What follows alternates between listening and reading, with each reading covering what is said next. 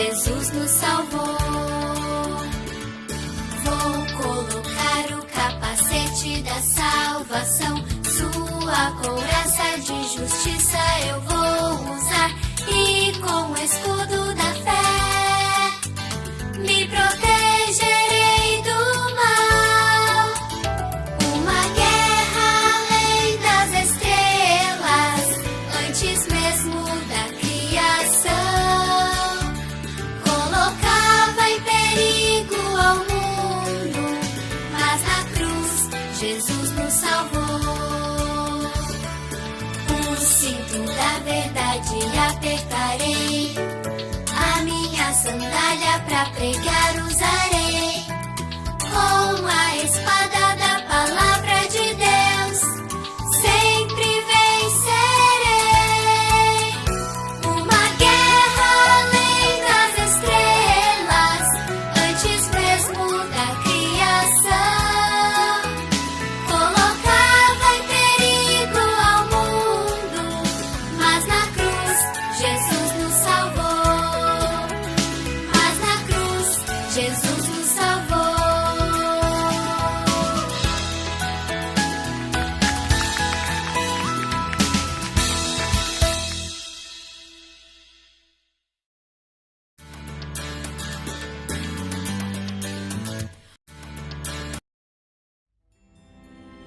No começo, Deus criou os céus e a terra.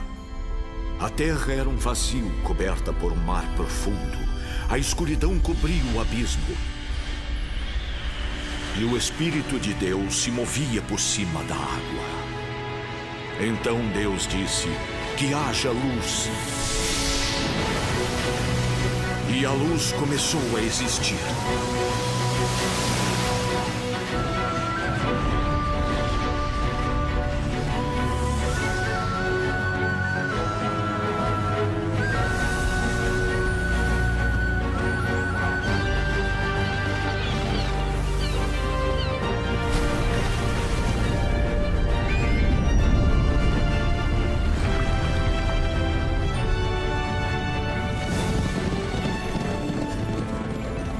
E assim terminou a criação do céu, da terra e de tudo que neles há. Então o Senhor Deus formou o homem do pó da terra e soprou em suas narinas o fôlego da vida. Deus criou o homem e a mulher e os fez parecidos com ele. E Deus viu que tudo era muito bom. Meu nome é Miguel e vocês estão no céu. O presente perfeito que Deus prometeu a todos os seus filhos.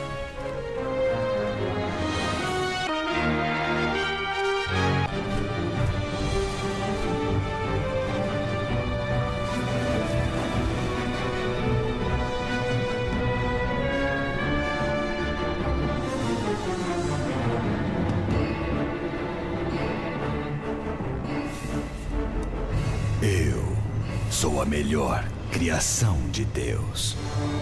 E eu vou governar sobre todas as outras. Atacar!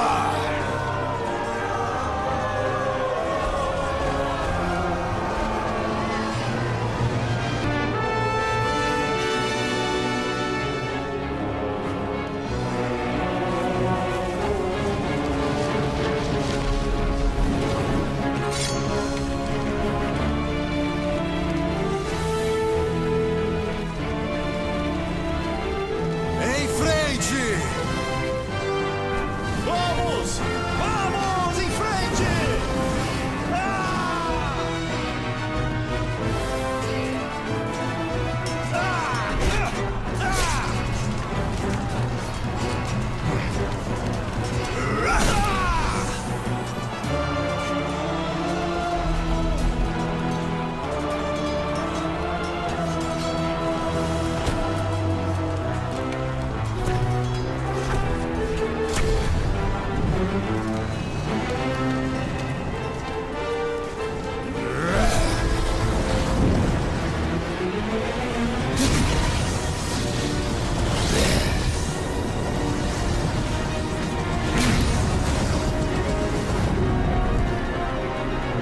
céu é meu!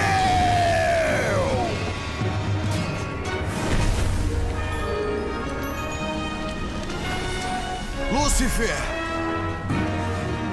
Venha, Miguel. Sirva-me e compartilhe da minha vitória. Ou sinta a derrota eterna. Eu não tenho medo de você, Lúcifer, porque eu sirvo ao Senhor! Que pena.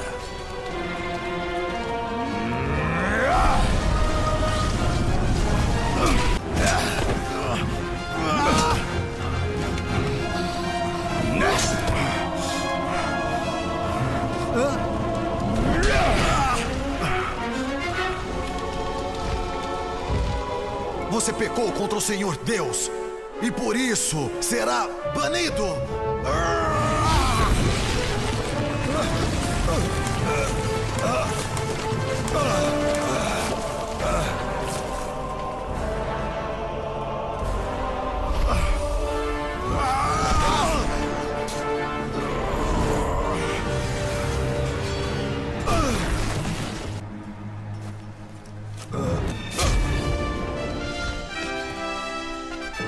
Como você caiu do céu, Lúcifer? Lúcifer, filho da manhã.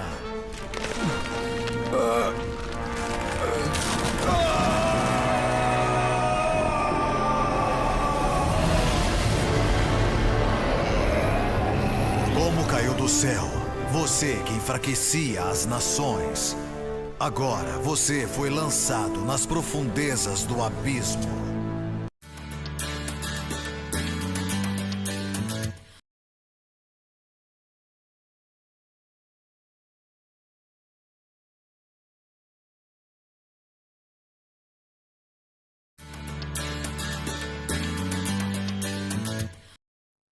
Uma figura alta e delgada, coberta com uma longa touga negra. A face, adornada com uma comprida barba.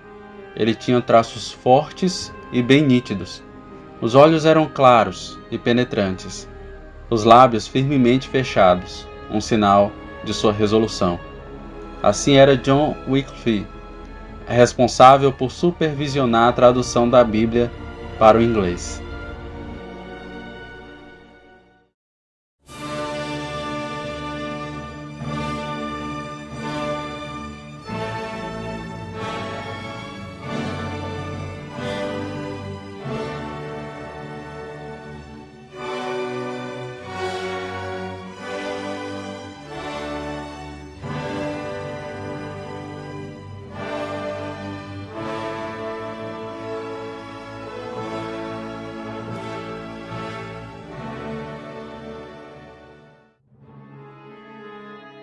João Wycliffe apresentou-se diante do bispo de Londres em 1377 para responder à acusação de heresia.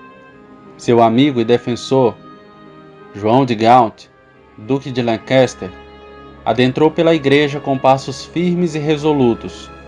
Um simples detalhe: se Wycliffe deveria ficar em pé ou sentado, tornou-se discussão.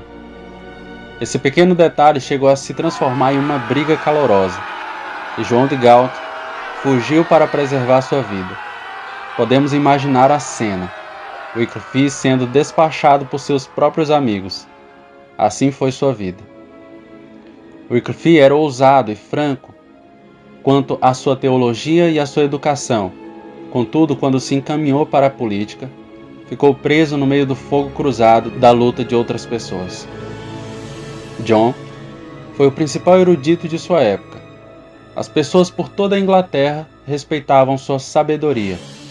A educação universitária era ainda um fenômeno relativamente novo, e Wycliffe pode ser grandemente responsabilizado pela grande reputação de Oxford, onde estudou e lecionou. Sua vida, porém, foi marcada pela controvérsia. Tinha um perigoso hábito de dizer o que pensava. Quando seus estudos o levaram a questionar os ensinamentos católicos oficiais, ele realmente o fez. Questionou o direito da Igreja de ter o poder temporal e de possuir riqueza. Discutiu a venda de indulgências, cartas que, de modo geral, eram consideradas um meio para perdoar os pecados. o cerimonial da igreja e a adoração supersticiosa de santos e de relíquias, assim como a autoridade do Papa. Ele até mesmo questionou a visão oficial da Eucaristia, a doutrina da transubstanciação. Defendia pelo Quarto Concílio de Latrão. Apresentava-se com frequência diante de bispos e de concílios para defender essas ideias e outros posicionamentos que advogava. A Inglaterra tinha muito ressentimento contra a Igreja de Roma, mesmo no século XIII. A liderança secular era forte na Grã-Bretanha. Os príncipes e muitos cidadãos se ressentiam da maneira como a Igreja estava apegada ao poder e à riqueza. João de Gaunt muitas vezes usava as ideias e a reputação de Wycliffe em suas discussões com a Igreja. Como recompensa, ele protegia Wycliffe de hierarquia eclesiástica. John foi um herói popular durante algum tempo. Seus seguidores, os lollardos, sacerdotes que seguiam a pobreza apostólica e ensinavam as escrituras às pessoas comuns, viajavam por toda a Inglaterra levando o Evangelho. Conforme sua influência declinou, porém, Wycliffe tornou-se cada vez menos útil a seus benfeitores, inclusive para Lancaster. Uma audiência tumultuada em 1377 resultou no banimento de seus escritos. A oposição se intensificou. Apesar de ser poupado da violência, seus textos foram queimados e ele foi destituído da posição que tinha em Oxford, ficando proibido de disseminar suas ideias. Isso deu a ele tempo para trabalhar na tradução da Bíblia. Wycliffe defendia a ideia de que todo mundo deveria poder ler as Escrituras na própria língua, visto que a Bíblia contém Cristo, tudo o que é necessário para a salvação. Ela é necessária para todos os homens, e não apenas para os sacerdotes, escreveu ele. Assim, a despeito da reprovação da Igreja, juntou-se a outros estudiosos para produzir a primeira tradução completa da Bíblia para o inglês, usando uma manuscrita da Vulgata. Wycliffe trabalhou arduamente para tornar as escrituras inteligíveis para seus compatriotas. Uma primeira edição foi publicada. Ela foi aprimorada na segunda edição, que só ficou completa após a morte de Wycliffe.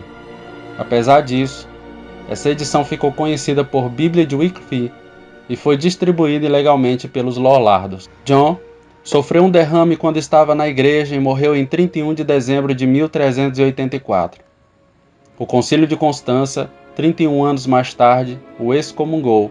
Em 1428, seus ossos foram exumados e queimados e as cinzas espalhadas no rio Swift.